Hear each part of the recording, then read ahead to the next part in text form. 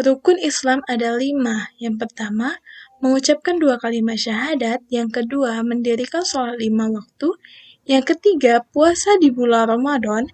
Yang keempat, menunaikan zakat. Yang kelima, menunaikan haji bagi yang mampu.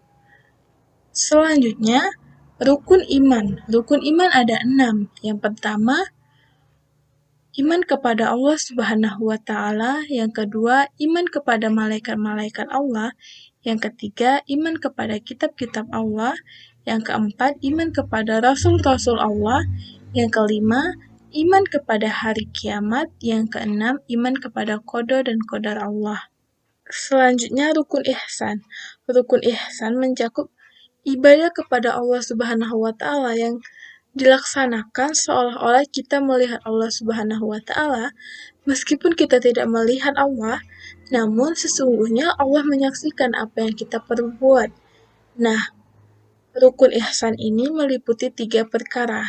Yang pertama, takwa. Yang kedua, tawakal. Yang ketiga, ikhlas. Selanjutnya, 20 sifat wajib bagi Allah.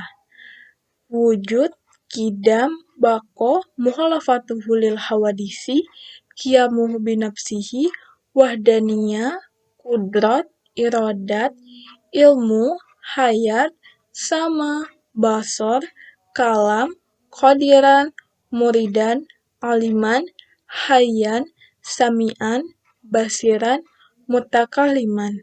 Selanjutnya, 20 sifat mustahil bagi Allah. Adam, hudud, fana, mumatsalatuhu lil hawadisi, qiyamuhu bi ghairi, ta'adud, ajzun, koraha, jahlun, mautun, samamum, umyun, bu'mun, kaunuhu ajizan, kaunuhu karihan, kaunuhu jahilan, kaunuhu mayitan, kaunuhu asama, kaunuhu ama, kaunuhu abkama.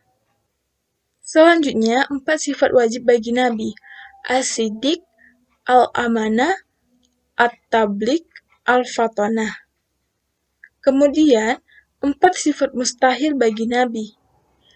Kizib, hianat, kitman, baladah. Niat sholat jenazah perempuan. Usolli ala hazihil maitati arba'a takbirati fardu kifayati ma'muman lillahi ta'ala. Selanjutnya, takbir pertama membaca Al-Fatihah. Bismillahirrahmanirrahim. Alhamdulillahi rabbil alamin. Ar-Rahmanir Maliki yaumiddin. Iyyaka na'budu wa iyyaka nasta'in. Ihdinas siratal mustaqim. Siratal ladzina an'amta 'alaihim ghairil maghdubi 'alaihim waladdallin.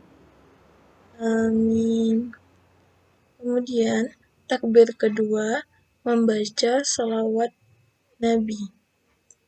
Allahumma sholli ala sayyidina Muhammad wa ala ali sayyidina Muhammad kama shallaita ala sayyidina Ibrahim wa ala ali sayyidina Ibrahim wa barik ala sayyidina Muhammad wa ala ali sayyidina Muhammad kama barakta ala sayyidina Ibrahim wa ala ali sayyidina Ibrahim fil alamina innaka hamidum majid. Kemudian takbir ketiga membaca doa untuk jenazah perempuan. Allahumma ufir laha warhamha wa'afiha wa'fu anha. Selanjutnya, takbir keempat membaca doa untuk jenazah perempuan. Allahumma la tahrimna ajraha wa la taftina ba'daha waghfir lana walaha. Kemudian yang terakhir mengucapkan salam. Assalamualaikum warahmatullahi. Assalamualaikum warahmatullahi.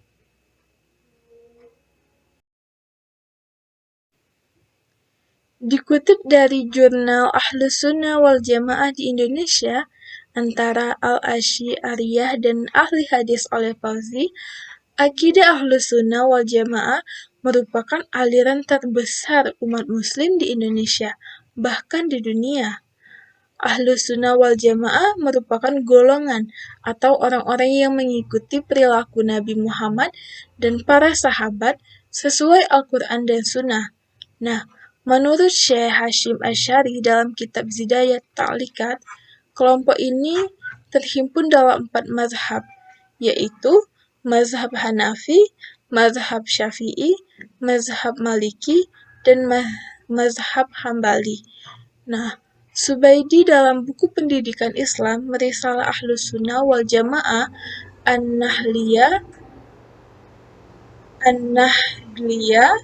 Kajian Tradisi Islam Nusantara, paham akidah Ahlus Sunnah wal Jamaah mulai tersebar dan dikenal di seluruh dunia setelah 400 tahun hijrah Nabi. Lebih tepatnya, sesudah musyawarah besar umat Islam yang dipimpin oleh Imam Abi Hasan al-Asy'ari dan Abu Mansur al-Maturidi. Nah, dari musyawarah tersebut menghasilkan beberapa keputusan, yaitu yang pertama, akidah Ahlus Sunnah wal Jamaah adalah akidah yang bisa dipertanggungjawabkan kebenaran perilaku agamanya kepada Al-Quran dan hadis. Yang kedua, segala hukum yang dipandang harus berdasarkan kepada Al-Quran dan hadis. Adapun 4 hukum akidah Ahlus Sunnah wal Jamaah diantaranya, yang pertama, akidah tauhid, yakni salah satu akidah yang berpangkalan pada tafwid dan takwil yang mu'tabar. Kemudian yang kedua, akidah fikih, didasarkan pada 8 madzhabul arba'ah, yaitu Hanafi, Maliki, Syafi'i, Hambali, Sufyan, Tsauri, Sufyan bin Uyainah, Abu Ishaq bin Rahawi, dan Auzi. Yang ketiga, akidah negara, yaitu keputusan ijma' umat yang menitik beratkan kepada kemaslahatan. Nah, yang keempat, akidah tasawuf.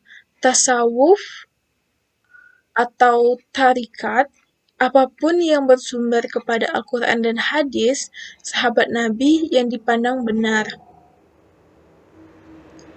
Nah, masih dari sumber yang sama, istilah akidah Ahlus Sunnah wal Jamaah cukup populer di kalangan umat Islam berdasarkan pada hadis berikut. Rasulullah Shallallahu Alaihi Wasallam bersabda, kaum Yahudi bergolong-golong menjadi 71 golongan dan kaum Nasrani bergolong-golong menjadi 72 golongan, dan umatku akan tergolong menjadi 73 golongan, semua di neraka kecuali yang satu. Para sahabat bertanya, siapakah satu yang selamat itu ya Rasulullah? Beliau menjawab, mereka adalah Ahlus Sunnah wal Jamaah. Hadis riwayat Abu Daud dan Tirmizi. Nah, tujuan akidah Ahlus Sunnah wal Jamaah ini yaitu memurnikan niat dan ibadah hanya kepada Allah Ta'ala semata, kemudian memerdekakan akal dan pikiran, karena ketika seseorang tidak memiliki akidah, ia akan menyekutukan Allah. Kemudian menenangkan jiwa dan pikiran. Selanjutnya, memiliki keteguhan dalam menghadapi setiap masalah. Dan yang terakhir, membangun umat yang kuat. Sebab, umat yang memiliki akidah kuat akan selalu menegakkan agamanya bila terjadi suatu hal yang tidak diharapkan. Memadukan Islam dengan ilmu pengetahuan adalah satu pemikiran yang didasarkan pada asumsi bahwa pengembangan ilmu pengetahuan dalam konteks keislaman merupakan suatu keharusan bagi kelanjutan peradaban umat manusia yang harmonis di masa depan. Nah, agama Islam adalah agama yang menjadi sumber inspirasi dan motivasi dalam hal pengkajian berbagai fenomena alam. Beberapa ilmuwan muslim yang telah mengukir namanya dalam sejarah ilmu pengetahuan adalah merupakan bukti tentang bagaimana Islam sebagai agama universal yang sangat konsen dengan pengembangan ilmu pengetahuan dari zaman ke zaman. Agama Islam telah memberi pilihan dan panduan kepada manusia tentang jalan hidup yang akan dilaluinya. Dengan ilmu pengetahuan, manusia akan lebih bijaksana untuk menentukan pilihan hidup. Nabi Muhammad SAW mengatakan bahwa ilmu tanpa iman bencana, iman tanpa ilmu gelap. Nah, dengan demikian, pengembangan ilmu pengetahuan dalam konteks mempertebal iman, takwa, dan sikap rohania kepada Tuhan dengan berpijak pada sejarah bagaimana kejayaan Islam dan penguasaan dan pengembangan ilmu pengetahuan sejak zaman pertengahan hingga zaman sekarang adalah merupakan kesinambungan dan perubahan.